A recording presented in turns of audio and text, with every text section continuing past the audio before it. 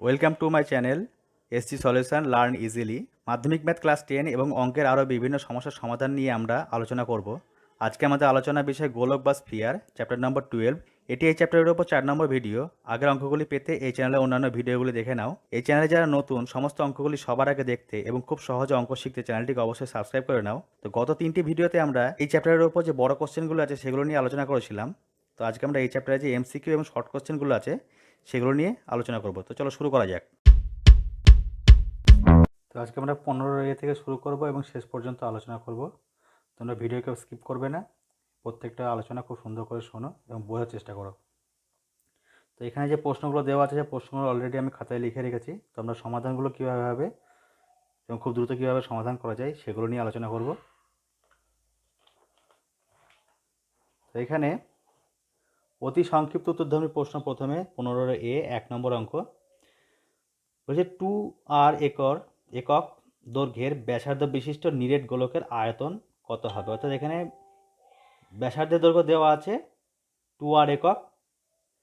তো এখান থেকে আমাকে আয়তন নির্ণয় করতে হবে। তো আয়তনের যে সূত্র আছে 4/3 পাই আর কিউব, এখানে আর কিউবের দৈর্ঘ্য দেওয়া আছে 2R। তো এখানে আরের দৈর্ঘ্য 2R, ব্যাসার্ধ 2R, তার হোল কিউব। এটাকে ক্যালকুলেশন করলে হবে 2 এর কিউব 8 হয়। এবার 8কে 4 দিয়ে গুণ করলে 4টা 32 পাই আর কিউব বাই নিচে আছে 3, অর্থাৎ 32 পাই আর কিউব বাই 3। অর্থাৎ এখানে 1 নম্বরটা উত্তর হবে 32 পাই আর কিউব বাই 3। এরপরে 2 নম্বর অঙ্ক বলছি দুটি নিরেট গোলকের আয়তনের অনুপাত 1:8, তাদের বক্রতলের ক্ষেত্রফলের অনুপাত কত হবে। তো এখানে আয়তনের যে সূত্র আছে 4/3 পাই আর কিউব। তো আমরা প্রথমটার ক্ষেত্রে R1 এবং দ্বিতীয়টার ক্ষেত্রে R2 ধরে নিলাম ব্যাসার্ধ। তো 4/3 পাই R1 এর কিউব, 4/3 পাই R2 কিউব, এই দুটো অনুপাত 1:8 দেওয়া আছে। তো এখান থেকে আমরা পেলাম R1/R2 = 1/2। তো এখানে আমরা যে বক্রতলের ক্ষেত্রফলের অনুপাত নির্ণয় করতে বলেছে, তো বক্রতলের ক্ষেত্রফলের যে সূত্র 4πr², তো আমরা 4πr² লিখে দেবো। এখানে R1/R2 যে অনুপাত দেওয়া আছে 1/2, সেটা আমরা এখানে বসিয়ে দেবো। অর্থাৎ এখান থেকে পারবো 2² 4 1/4, অর্থাৎ 1:4 উত্তর, অর্থাৎ বি উত্তর হবে। তো আমরা এই অঙ্কের ক্ষেত্রে একটুখানি ভালো করে ভাবলে আমরা বুঝতে পারবো যে আয়তন থেকে যদি আমাদের ব্যাসার্ধ নির্ণয় করতে যাই, আয়তনের মাথায় যেহেতু আর এর মাথায় কিউব থাকে, সেখান থেকে ব্যাসার্ধ নির্ণয় করতে গেলে ঘনমূল নির্ণয় করতে হবে, এবং বক্রতলের ব্যাসার্ধের ক্ষেত্রফল নির্ণয় করতে গেলে আমাদের আবার স্কোয়ার করতে হবে। যেহেতু বক্রতলের ক্ষেত্রফলে এখানে ক্ষেত্রফলের স্কোয়ার থাকে, তাই স্কোয়ার করে দেবো। অর্থাৎ আয়তন থেকে ব্যাসার্ধ, ব্যাসার্ধ থেকে ক্ষেত্রফল। আয়তন থেকে ব্যাসার্ধে আনতে গেলে ঘনমূল করব, এবং ব্যাসার্ধ থেকে বক্রতলের ক্ষেত্রফল নির্ণয় করতে গেলে আবার আমরা স্কোয়ার করে দেবো। অর্থাৎ 1:8 এর যদি আমরা ঘনমূল করি, তা সেক্ষেত্রে আসবে 1/2 এবং তার স্কোয়ার করে দিলে 1/4, অর্থাৎ 1:4। এরপরে 3 নম্বর অঙ্ক বলছে 7 সেমি দৈর্ঘ্যের ব্যাসার্ধ বিশিষ্ট একটি নিরেট অর্ধগোলকে সমগ্রতলের ক্ষেত্রফল কত হবে। তো ব্যাসার্ধের দৈর্ঘ্য দেওয়া আছে 7 সেন্টিমিটার। অর্ধগোলকের সমগ্রতলের ক্ষেত্রফল যে সূত্র আছে 3πr², অর্থাৎ একটা অর্ধগোলক যেমন হয়, এই অংশটা যেটা আছে, এই অংশটার ক্ষেত্রফল আমাকে নির্ণয় করতে হবে, তার সঙ্গে সঙ্গে এটারও ক্ষেত্রফল নির্ণয় করতে হবে। তো এখানে ব্যাসার্ধ দেওয়া আছে 7 সেন্টিমিটার। তো অর্ধগোলকের ক্ষেত্রফল এটা πr², আর এটা 2πr², এই অংশটা বক্রতলের। তো মোট দাঁড়ায় 3πr², অর্থাৎ সমগ্রতলের ক্ষেত্রফল দাঁড়াবে, সমগ্রতলের ক্ষেত্রফল যদি এ হয় তাহলে সেক্ষেত্রে 3πr², অর্থাৎ এখানে 7²। অর্থাৎ এখানে 7×7 = 49, 49×3 147 পাই। এটা বর্গ একক হবে, অর্থাৎ এখানে সেন্টিমিটার দেওয়া আছে, বর্গ সেন্টিমিটার। 147 পাই বর্গ সেন্টিমিটার, অর্থাৎ এখানে উত্তর হবে সি এরটা 147 পাই।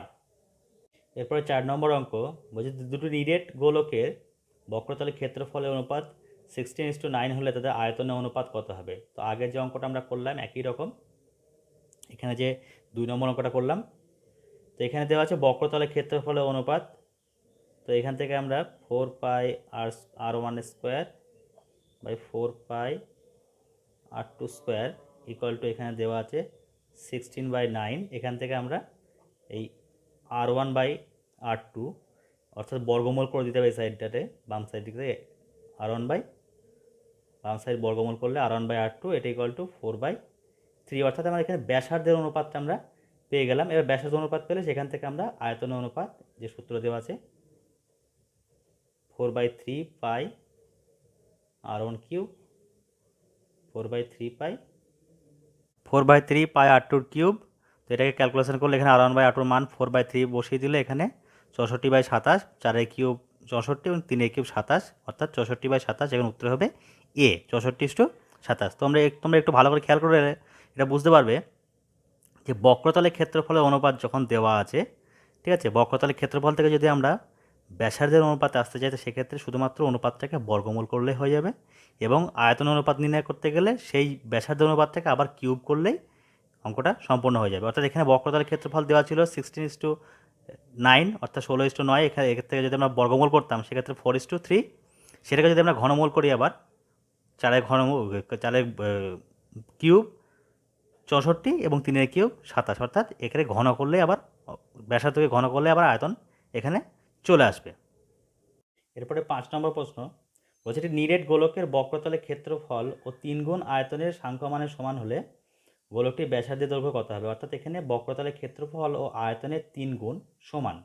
তো আমরা এখানে ব্যাসার্ধটা 8 ধরে নিলাম, সেক্ষেত্রে আয়তনের 3 গুণ, আয়তনের যে সূত্র আছে 4/3 পাই আর কিউব, 4/3 পাই আর কিউব ইন্টু 3, এটার সঙ্গে পাই 4 পাই আর স্কোয়ার, অর্থাৎ বক্রতলের ক্ষেত্রফল সমান হবে। সেক্ষেত্রে এখানে 3 কেটে দেবো।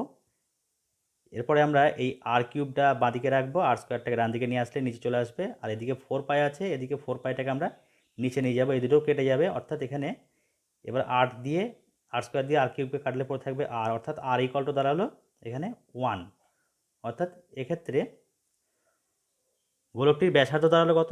1 একক, এ উত্তর। এরপরে আছে সত্য মিথ্যা নির্ণয় করতে হবে। তো সত্য মিথ্যা প্রথম প্রশ্ন বলেছে, একটি নিরেট গোলকের ব্যাসার্ধের দৈর্ঘ্য দ্বিগুণ করলে গোলকটির আয়তন দ্বিগুণ হবে। তো আমরা দেখে নিই দ্বিগুণ আয়তন আদৌ হয় কি না। তো আমরা প্রথমে একটা গোলকের ব্যাসার্ধ ধরে নিলাম আর, তো সেক্ষেত্রে আয়তন কত হবে? আয়তন ইকুয়াল টু কত হবে? 4/3 পাই আর কিউব। এবার যদি এটাকে আমরা যদি 2r ধরি, অর্থাৎ ব্যাসার্ধ যদি এখানে 2r হয়, ব্যাসার্ধ যদি 2r ধরে নিই, তাহলে সেক্ষেত্রে আয়তন কত হবে? 4/3 পাই এখানে 2r কিউব, 2r কিউব, অর্থাৎ এটা দাঁড়ালো 4/3 পাই এখানে আর কিউব, আর এখানে 2 কিউব ইকুয়াল টু 8। অর্থাৎ এখান থেকে আমরা ডিফারেন্সটা খুব সহজে বুঝতে পারবো যে এর মধ্যে 8 নেই, এর মধ্যে 8 আছে, অর্থাৎ 8 গুণ বৃদ্ধি পাবে। যদি আমরা গোলকে ব্যাসার্ধ ডবল করি তাহলে আয়তন 8 গুণ বৃদ্ধি পাবে। খুব স্বাভাবিকভাবে, যেহেতু কিউব আয়তনে কিউব থাকে, তো সেক্ষেত্রে ডবল করে দিলে 2 এর কিউব 8 গুণ বৃদ্ধি পাবে, কখনোই আয়তন ডবল হবে না। ঠিক একই রকমভাবে বক্রতলে ব্যাসার্ধ যদি আমরা বার করতে চেষ্টা করি, যদি ব্যাসার্ধ ডবল করে দিই, বক্রতলের ক্ষেত্রফল 4 গুণ বৃদ্ধি পাবে, যেহেতু বক্রতলের ক্ষেত্রফলে স্কোয়ার থাকে। তো এটা হবে মিথ্যা। এরপরে 2 নম্বর প্রশ্ন বলছে, দুটি অর্ধগোলকের বক্রতলের ক্ষেত্রফলের অনুপাত 4:9 হলে তাদের ব্যাসার্ধের দৈর্ঘ্যের অনুপাত 2:3 হবে। তো এখানে বক্রতলের ক্ষেত্রফলের অনুপাত দেওয়া আছে 4:9। তো বক্রতলের ক্ষেত্রফল থেকে আমরা ব্যাসার্ধের অনুপাত নির্ণয় করতে গেলে খুব সিম্পল, এটাকে বর্গমূল করে দিতে হবে। অর্থাৎ 4-এরও বর্গমূল করতে হবে, 9-এরও বর্গমূল করতে হবে। তো আমরা সরাসরি করতে পারি এরকমভাবে, অথবা অঙ্ক যেভাবে করে 4/3 পুরো সমাধান করলেও আমরা এটা করতে পারি। 4 পাই, দুটি অর্ধগোলকের বক্রতলের ক্ষেত্রফল দেওয়া আছে। তো অর্ধগোলকের বক্রতলের ক্ষেত্রফল 2 পাই আর স্কোয়ার, এখানে R1 স্কোয়ার ধরলাম, এখানে 2 পাই R2 স্কোয়ার। তো এখানে 2 পাই কেটে যাবে, এটা ইকুয়াল টু দেওয়া আছে 4/9। তো এখান থেকে আমরা R1/R2 নির্ণয় করতে পারবো, R1/R2, অর্থাৎ এর বর্গমূল নির্ণয় করে দিতে হবে। সেক্ষেত্রে 2/3, অর্থাৎ 2:3, এটা সত্য, এটা ঠিক আছে। তো এরপরে শূন্যস্থান পূরণ আছে। শূন্যস্থান পূরণে এখানে প্রথমে বলেছে একটি তল বিশিষ্ট ঘনবস্তুর নাম, অর্থাৎ একটাই তল আছে এমন ঘনবস্তু, সেটা হবে গোলক, কারণ গোলকের একটাই তল আছে এবং তলটি একটি মাত্র বক্রতল দিয়ে তৈরি ঘনবস্তুর নাম হচ্ছে গোলক, যার একটাই তল আছে এবং তলটা বক্রতল। একটি নিরেট অর্ধগোলকের সমগ্র তল সংখ্যা, একটা নিরেট যে অর্ধগোলক আছে, অর্ধগোলক দেখতে যেমন হয়, এই যে অর্ধগোলক, এই অর্ধগোলকের উপরে একটা সমতল থাকে এবং পাশের তলটি বক্রতল, অর্থাৎ একটি নিরেট অর্ধগোলকের সমগ্র তল সংখ্যা দুটি, একটা সমতল এবং একটা বক্রতল। এরপর 3 নম্বর শূন্যস্থান, এখানে বলেছে একটি নিরেট অর্ধগোলকের ব্যাসার্ধের দৈর্ঘ্য 2r একক হলে সমগ্রতলের ক্ষেত্রফল কত হবে। অর্থাৎ এখানে ব্যাসার্ধ দেওয়া আছে, অর্ধগোলকের ব্যাসার্ধ দেওয়া আছে, তাহলে সমগ্রতলের ক্ষেত্রফল, তো অর্ধগোলকের সমগ্রতলের ক্ষেত্রফলের যে সূত্রটা দাঁড়ায় 3πr², এখানে আর বলতে ব্যাসার্ধ দৈর্ঘ্য, এখানে 2r দেওয়া আছে, অর্থাৎ আমরা এখানে 2r² লিখব। আর এটা সিম্পলিফাই করলে হয়, এখানে 2 মানে 4, 3 4 12 πr²। তো এখানে অলরেডি πr² দেওয়া আছে, অর্থাৎ আমাদের এখানে শুধুমাত্র 12 লিখলেই এটা সমাধানটা হয়ে যাবে, অর্থাৎ এখানে 12πr² বর্গ একক হবে। তো এরপরে আমরা সংক্ষিপ্ত উত্তরধর্মী প্রশ্ন যেগুলো আছে, যেগুলো তোমাদের পরীক্ষাতে 2 নম্বরের প্রশ্ন হিসেবে থাকবে, তো সেইগুলো নিয়ে আমরা আলোচনা করব। তো সংক্ষিপ্ত প্রশ্নের প্রথম যে প্রশ্নটা দেওয়া আছে, একটি নিরেট অর্ধগোলকের আয়তন এবং সমগ্রতলের ক্ষেত্রফলের সাংখ্যমান সমান, অর্ধগোলকটির ব্যাসার্ধের দৈর্ঘ্য কত হবে তা লিখি। তো এখানে বলেছে অর্ধগোলকের আয়তন এবং সমগ্রতলের ক্ষেত্রফলের সাংখ্যমান সমান। তো একটা অর্ধগোলক যেটা আছে, অর্ধগোলকের যে আয়তন হয়, পূর্ণগোলক 4/3πr³, অর্ধগোলক তার আয়তন 2/3πr³। তো এখানে আমরা একটা অর্ধগোলকের ব্যাসার্ধ আর ধরে নিয়েছি, সেখান থেকে আমরা এর আয়তন নির্ণয় করব। তো আয়তন 2/3πr³, এটার সঙ্গে আয়তনের সঙ্গে বলেছে সমগ্রতলের ক্ষেত্রফল সমান, অর্থাৎ একটা অর্ধগোলকের সমগ্রতলের ক্ষেত্রফলের সূত্র, দুটি তল, একটা সমতল এবং একটা বক্রতল, মোট ক্ষেত্রফল হয় 3πr²। তো এখানে আমরা এখান থেকে আর এর মান নির্ণয় করতে পারবো। তো এখানে এই r³, এই আরটাকে আমরা বাঁদিকে নিয়ে চলে আসব। এরপরে এখানে এদিকে পড়ে থাকলো 3π, এবং এদিক থেকে এই 2/3 যেটা পাই আছে সেটাকে আমরা ডান দিকে নিয়ে যাব। তো এখানে উপরে 3 চলে যাবে, নিচে চলে যাবে 2π, অর্থাৎ এখানে পাই কেটে যাবে। এখানে r² নয়, r² দিয়ে r³ কাটলে পড়ে থাকবে r। তো r = দাঁড়ালো কত, 9/2, অর্থাৎ এখানে অর্ধগোলকটি ব্যাসার্ধের দৈর্ঘ্য কত হবে, 9/2 একক। এরপর 2 নম্বর প্রবলেম বলেছে একটি নিরেট গোলকের বক্রতলের ক্ষেত্রফল একটি নিরেট লম্ববৃত্তাকার চোঙের বক্রতলের ক্ষেত্রফলের সমান। চোঙটির উচ্চতা ও ব্যাসের দৈর্ঘ্য উভয়ই 12 সেন্টিমিটার, গোলকটির ব্যাসার্ধের দৈর্ঘ্য কত হবে। অর্থাৎ এখানে একটা লম্ববৃত্তাকার চোঙ দেওয়া আছে এবং একটা গোলক দেওয়া আছে, যাদের বক্রতলের ক্ষেত্রফল দুটোই সমান, এবং চোঙটির উচ্চতা এবং ব্যাস দুটোই দেওয়া আছে 12 সেন্টিমিটার। সেখান থেকে আমাকে গোলকের ব্যাসার্ধের দৈর্ঘ্য নির্ণয় করতে হবে। তো আমি ধরে নিলাম যে গোলকের ব্যাসার্ধের দৈর্ঘ্য 8 সেন্টিমিটার। তো সেক্ষেত্রে যে গোলকটার বক্রতলের ক্ষেত্রফল দাঁড়াবে কত, 4πr²।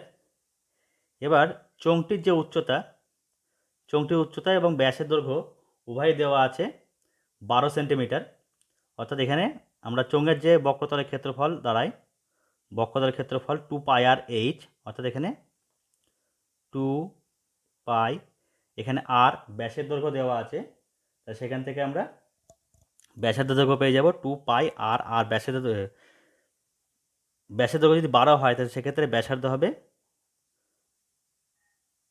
6 সেন্টিমিটার, অর্থাৎ অর্ধেক হবে, ব্যাসের অর্ধেক ব্যাসার্ধ। তা 2πr/h, এর মান এখানে দেওয়া আছে কত, 12 সেন্টিমিটার ইন্টু 12। তো সেক্ষেত্রে এবার এখান থেকে আমরা r² নির্ণয় করবো, অর্থাৎ r² 2π6 × 12, নিচে চলে আসবে 4π। এবার আমরা কাটাকাটি করবো, পাই কেটে দেবো, 4 দিয়ে 12কে কাটলে হয় 3। তো এখানে r² দাঁড়ালো 36। 6 দুগুণে 12, 3 12 36, আর স্কোয়ার ইকাল টু 36 আর ইকাল টু দাঁড়াচ্ছে 6। এখানে শুধুমাত্র প্লাসের মানটাই নেব যেহেতু দৈর্ঘ্য একক 6 সেন্টিমিটার। তো উত্তর হলো এই যে গোলকটি ব্যাসার্ধের দৈর্ঘ্য দাঁড়াবে কত, 6 সেন্টিমিটার, এটা উত্তর। এরপর 3 নম্বর অঙ্ক বলেছে একটি নিরেট অর্ধগোলকের সমগ্রতলের ক্ষেত্রফল এবং একটি নিরেট গোলকের বক্রতলের ক্ষেত্রফল সমান। অর্থাৎ এখানে একটা নিরেট অর্ধগোলক যা বক্রতলের ক্ষেত্রফল 3πr², তার সঙ্গে একটি নিরেট গোলক 4πr², তাদের সেতু সমান করতে বলেছে এবং সেখান থেকে অর্ধগোলক এবং গোলকের ব্যাসার্ধের দৈর্ঘ্যের যে অনুপাত হবে সেটা নির্ণয় করতে হবে। তো আমি এখানে অর্ধগোলকের ব্যাসার্ধ আমরা ছোটো হাতের আর ধরে নিয়েছি এবং যে পূর্ণ গোলকটা আছে তার ব্যাসার্ধের দৈর্ঘ্য আমরা বড় হাতের আর ধরে নিয়েছি। তো এখানে অর্ধগোলকের সমগ্রতলের ক্ষেত্রফল 3πr², এটার সঙ্গে যে নিরেট গোলক দেওয়া আছে তার সমগ্রতলের ক্ষেত্রফল অর্থাৎ 4πr² সমান। আবার এখান থেকে আমাকে r/r অর্থাৎ ছোটো হাতের আর বাই বড় হাতের আর নির্ণয় করতে হবে। তো আমরা এখানে r² লিখব, এটা ইকুয়াল টু 4π/3π। এখান থেকে আমরা পাই কেটে দেব। এবার এটাকে বর্গমূল করব, বর্গমূল করলে হবে r/r ইকুয়াল টু 4-এর বর্গমূল হয় 2, 3-এর বর্গমূল √3, অর্থাৎ উত্তর দাঁড়ালো কত, 2:√3। অর্থাৎ অর্ধগোলক এবং গোলকের ব্যাসার্ধের দৈর্ঘ্য অনুপাত হবে 2:√3।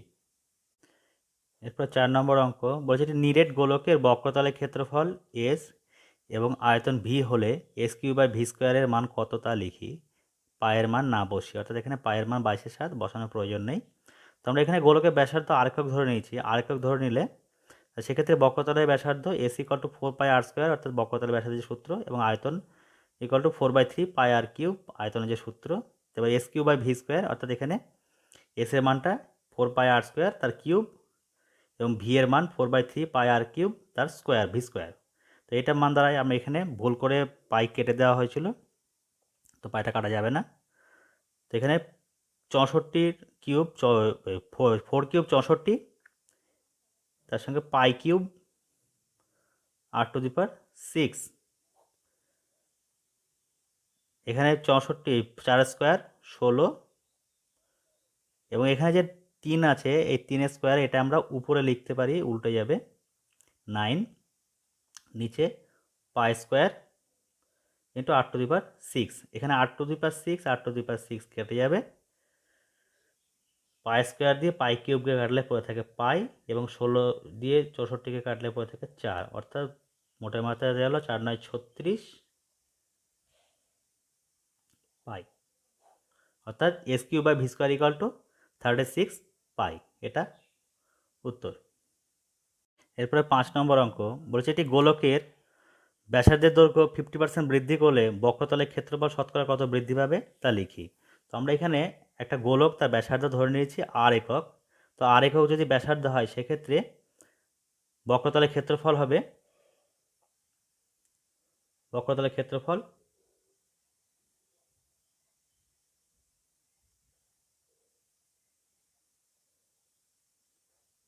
4πr²। এখন যদি ব্যাসার্ধ 50% বৃদ্ধি করা যায়, অর্থাৎ 50%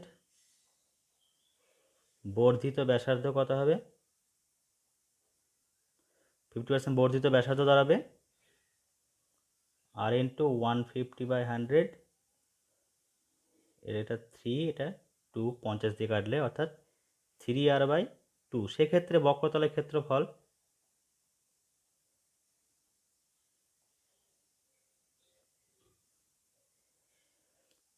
ক্ষেত্রফল এই 4πr² মানে এখানে 3r/2², অর্থাৎ এখানে এটা দাঁড়ায় 4π, এটা 9 আর স্কোয়ার বাই 4, 4 কেটে যায়, অর্থাৎ এখানে 9 পাই আর স্কোয়ার, অর্থাৎ আগে ছিল 4 পাই আর স্কোয়ার, এখন দাঁড়ালো 9 পাই আর স্কোয়ার। তাহলে বৃদ্ধি কতটা হয়েছে, অর্থাৎ বৃদ্ধি এখন 9 পাই আর স্কোয়ার, তো আগে ছিল 4 পাই আর স্কোয়ার, তো টোটালে বৃদ্ধি হলো 5 পাই আর স্কোয়ার। এটা বৃদ্ধি হয়ে যাবে। শতকরা বৃদ্ধি কতটা হবে তাহলে, অর্থাৎ শতকরা বৃদ্ধি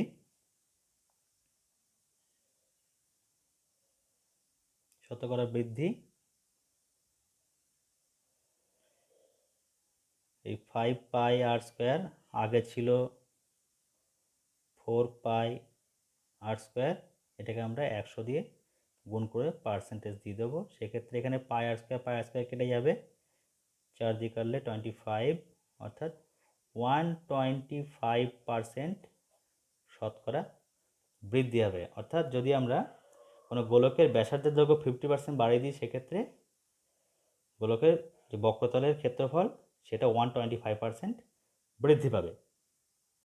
আজকের মতো এখানে শেষ করলাম। পরের ভিডিওতে আমরা একটা নতুন চ্যাপ্টার নিয়ে আলোচনা করব। তো অঙ্কগুলি ভালো লেগে থাকলে ভিডিওটিকে অবশ্যই একটি লাইক করবে, চ্যানেলটিকে সাবস্ক্রাইব করবে। কোনো বিষয়ে বুঝতে না পারলে কমেন্ট সেকশনে অবশ্যই আমাকে জানাও এবং ভিডিওটিকে শেয়ার করে অন্যকে দেখার সুযোগ করে দাও।